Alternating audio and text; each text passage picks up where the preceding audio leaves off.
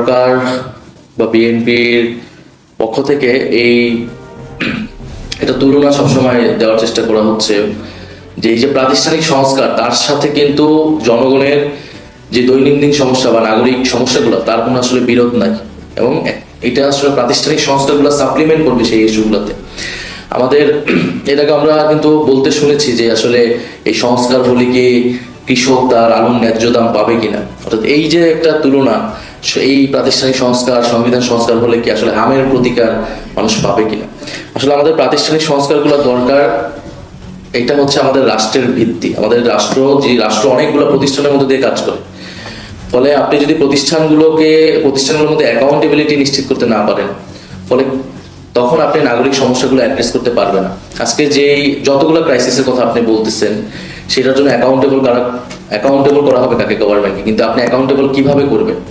আপনি কোন প্রতিষ্ঠানের মাধ্যমে করবেন? আপনি জুডিশিয়ারির মাধ্যমে করবেন, যদি দুর্নীতি হয় আপনি অ্যান্টি কারাপশন কমিশনের মাধ্যমে করবেন। আপনি এই সরকার যদি ফেইল্ড হয় বা এই সরকার যদি জনসমর্থন না নিতে পারে, তাহলে আপনি পরবর্তী ইলেকশনে কি আপনার মতামতটা দিবেন, ভোট করবেন, সেটার জন্য তো আপনার একটা নিরপেক্ষ আপনার ইলেকশন কমিশন লাগবে, তত্ত্বাবধায়ক সরকার লাগবে। ফলে মানুষের এই যে সমস্যাগুলো এটা প্রাতিষ্ঠানিক সংস্কারের সাথে ওতপ্রোতভাবে জড়িত।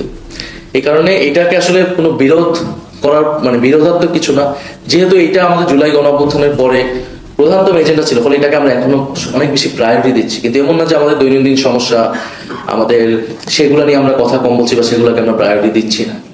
ফলে আমি মনে করি এই প্রাতিষ্ঠানিক সংস্কারগুলোর মধ্যে দিয়ে আপনি যদি গণতন্ত্র, আপনি যদি স্বচ্ছতা এবং অ্যাকাউন্টেবিলিটি জবাবদিহিতা নিশ্চিত করতে পারেন, তাহলে আমাদের রাষ্ট্রের যে দৈনন্দিন সমস্যাগুলো সেই সমস্যাগুলো নাগরিক সমস্যাগুলো দূর করা সম্ভব। দ্বিতীয়ত আপনি যেটা সংস্কার ডেডলক বলছেন বা আন্দোলনের যে চলে যাওয়ার কথা বলছেন, এখানে আমরা খুবই স্পষ্টভাবে বলেছি যে সরকার বা বিএনপি একটা ছলচাতুরি করছে। তারা জুলাই সনদকে জুলাই আদেশ বা গণভোটের সাথে একটা বাইনারিতে নিয়ে গেছে এবং তার উপরে স্থান দিচ্ছে। এবং জুলাই সনদে যে জুলাই সনদটাকে কেন প্রবলেমেটিক হলো, কারণ এখানে নোট অফ ডিসেন্ট দেওয়া হলো এবং পরবর্তীতে নোট যুক্ত করা হলো। নোট অফ ডিসেন্ট কোনো সিদ্ধান্তের পার্ট না। নোট অফ ডিসেন্ট আপনার যে কোনো সিদ্ধান্তে একটা রেকর্ডের জন্য রাখা হয়। এই কারণে কিন্তু আমরা তখন সাইন করি নাই, এটার লিগাল ভিত্তি চাইছি। তো এখন তো গণভোট যখন হয়েছে, গণভোটই আসলে রিয়েল ম্যান্ডেট, কারণ এখানে পপুলার সভারেন্টি এক্সারসাইজ হয়েছে, মানুষ তার রায়টা দিছে, গণরায়টা দিছে। ফলে আমরা মনে করি গণভোটের যে রায় সেইটা অনুযায়ী আসলে বাস্তবায়ন করা উচিত। জুলাই সনদ আমাদের একটা রেফারেন্স পয়েন্ট, যেহেতু আমরা আলোচনা করছি, সেখান থেকে আমরা হয়তো রেফারেন্সগুলো নিতে পারবো। আর আন্দোলনের বিষয় হচ্ছে আমরা আন্দোলন অবশ্যই পিসফুলি করব, আমরা আন্দোলন অহিংসভাবে করব, এবং রাজপথে অলরেডি কর্মসূচি শুরু হয়েছে।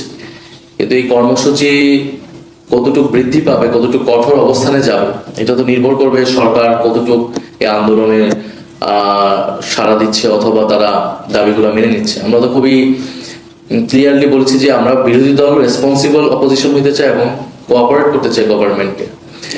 এবং সেই জায়গায় প্রথম অধিবেশনে তো আসলে আমাদের একটা সামগ্রিক হতাশা তৈরি হয়েছে, কারণ প্রথম অধিবেশনে ছিল সংস্কার, গণভোট, বদ্ধতা, সেগুলো নিয়ে কথা বলার, এগুলো নিয়ে কাজ করা। সেই জায়গায় কিন্তু আমাদেরকে অফিসিয়ালি কোনো সুযোগ করে দেওয়া হয়নি। আমরা নিজেরা মুলতবি প্রস্তাব এনে 1 ঘন্টা 2 ঘন্টা আলোচনা করছি, ভাবে রাষ্ট্রপতির বক্তব্যের মধ্যে দিয়ে আলোচনাগুলো করেছি। আমাদের তো প্রথম অধিবেশনের টপিকই হওয়া উচিত ছিল যে আমরা কিভাবে এগুলো ইমপ্লিমেন্ট করবো, সেটা নিয়ে কথা বলার দরকার ছিল। কিন্তু আমরা কিন্তু ট্রেডিশনাল পার্লামেন্টারি যে সেশন যেভাবে শুরু হয়, রাষ্ট্রপতির বক্তব্য, সেইভাবে কিন্তু আমরা আসলে শুরু করেছি।